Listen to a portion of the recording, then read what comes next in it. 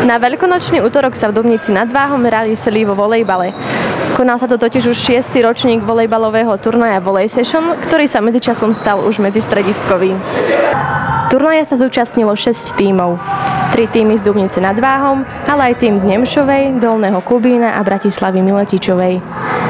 Úplné nasadenie bolo vidieť už od rána. Po rozdelení tímov do 2 skupín sa už veselo smečovalo, podávalo a prihrávalo.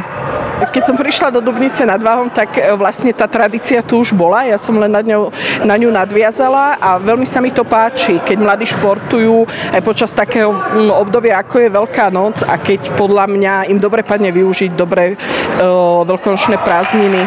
Takže ja osobne sa z toho veľmi teším a záujem družstiev je stále, takže není problém organizovať to. Tu vládne taká priateľská atmosféra, že síce sme prišli z Bratislavy, ale aj tak sa tu všetci tvária, aké by nás už dlho poznali. Je to také rodinnejšie, ako možno prídeme iba na nejaký turnaj, kde podstatou je vyhrať alebo získať nejakú cenu. Však treba si zahrať, trošku kosti ponaťahovať, vyhnúť sa škole a vytriasť tie koláče veľkonočné.